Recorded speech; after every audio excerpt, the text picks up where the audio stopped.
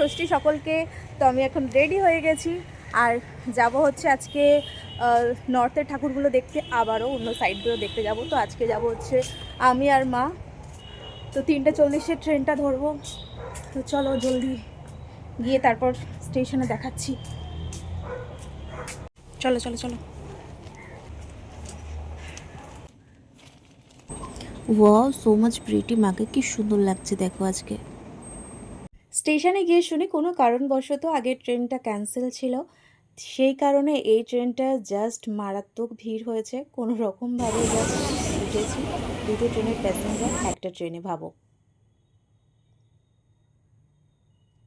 দমদমে নামার পর দেন খেয়ে নিলাম চা, বিকজ আমি তো যেখানেই যাই আগে চাটা না খেলে আমার যেন মনে হয় কি যেন খেলাম না।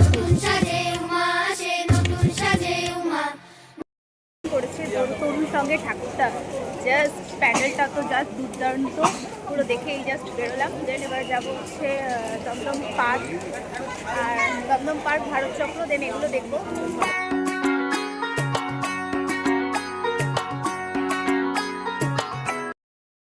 ভিডিওটা দেখে অবশ্যই বুঝতে পারছো মুখ চোখের অবস্থা কি। হাঁটতে হাঁটতে পুরো পাটা অবশ হয়ে গেছে, আর জাস্ট পারছি না হাঁটতে, তাও হেঁটে চলেছি।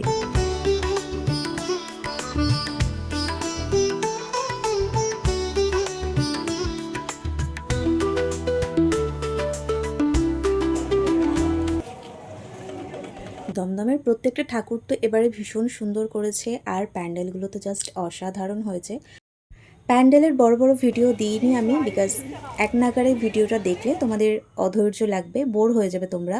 তো কিছু কিছু ভিডিও আমি তোমাদের সাথে শেয়ার করেছি, যেটা তোমাদের দেখলে ভালো লাগবে।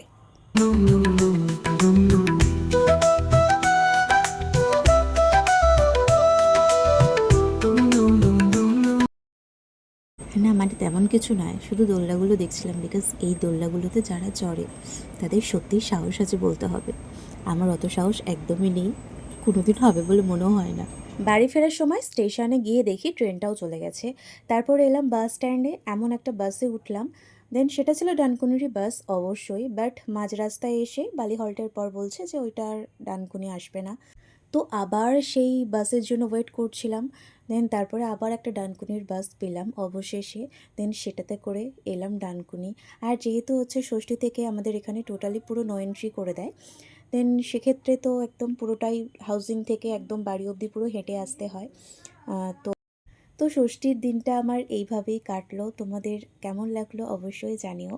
আমার চ্যানেলে যদি তুমি প্রথমে এসে থাকো অবশ্যই চ্যানেলটাকে সাবস্ক্রাইব করে দিও যদি তোমার ভিডিওটা ভালো লাগে।